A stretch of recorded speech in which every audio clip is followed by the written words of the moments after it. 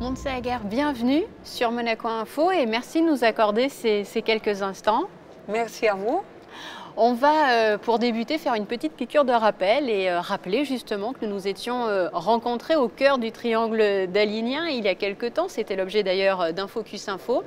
Et à cette période-là, il y a un peu plus d'un mois, vous nous parliez de l'exposition justement qui allait être ici consacrée à Dali au Grimaldi Forum. Cette exposition est désormais ouverte au public. Alors, quel regard portez-vous justement sur tout ce travail accompli ? Oui, on apporte un regard différent. On veut parler à nouveau d'Italie peintre, de la passion pour peindre, de l'atelier, de technique, de maîtrise. Tout à fait, l'Italie personnage est aussi présent, il y a beaucoup de vidéos, beaucoup de documentaires, photos, mais surtout le focus c'est sur la peinture.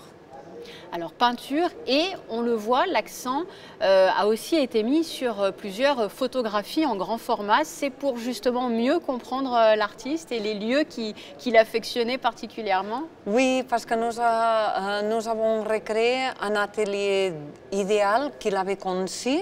Alors c'est la première fois qu'on recrée cet atelier. Et il y a aussi la palette, des pinceaux, des spatules.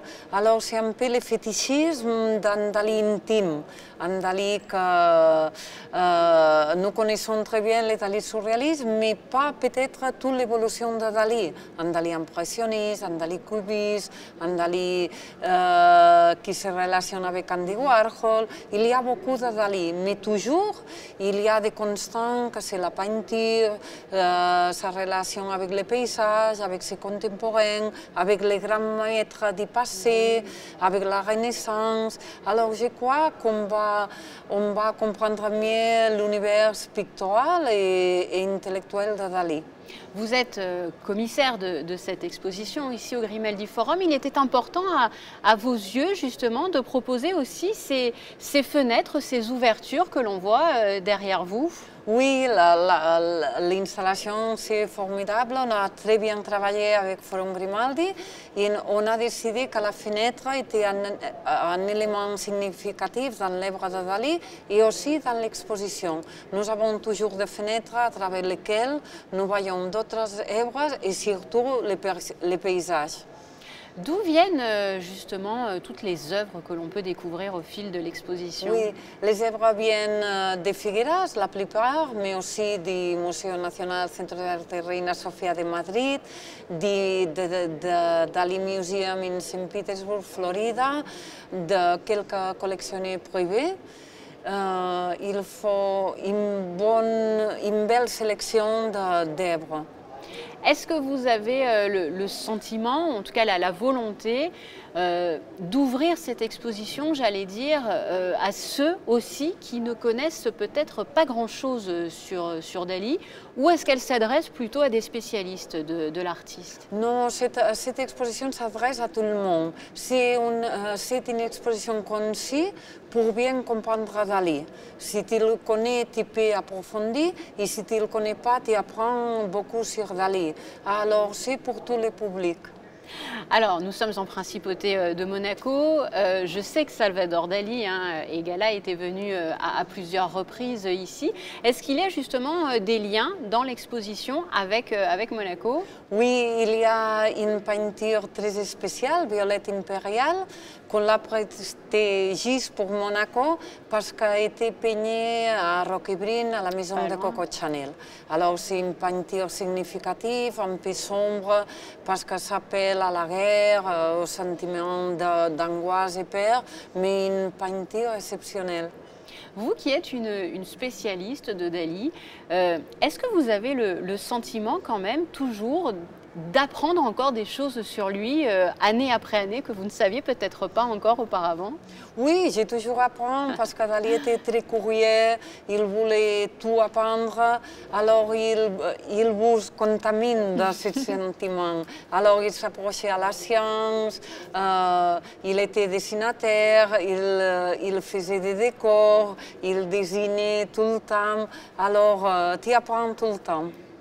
Est-ce que l'idée aussi dans cette exposition, et on le voit au fil de nos pas, c'est d'apporter aussi quelques explications avec des petits textes, certains écrits? Oui, il y a une explication avant de chaque période de son parcours. Il y a des explications avec photos et surtout il y a Dalí lui-même qui dans des petits documentaires ou filmations nous exprime des sentiments ou il parle de son œuvre. Et je crois que c'est significatif que Dalí soit présent aussi. Quels sont, parce que je sais qu'il y en avait quelques-uns et d'ailleurs je crois même qu'il leur avait attribué des notes, quels ont été les artistes que Dalí aimait par-dessus tout? Oui, il aimait Vermeer, il aimait Léonard, il aimait Raphaël, il aimait Velázquez, Picasso, beaucoup, oui. Comme contemporain, surtout Et oui. Picasso, et tous les grands maîtres du passé, parce qu'il était obsédé par la technique, la précision, parce qu'en effet, Dalí voulait refléter la réalité. La réalité soit réelle, soit imaginée, soit la réalité de nos rêves, mais il voulait une projection de la réalité. Il voulait certaine précision. Dans cette réalité, il y a sa famille qui est très importante. Je pense au début à sa sœur, puis ensuite à son épouse, Gala.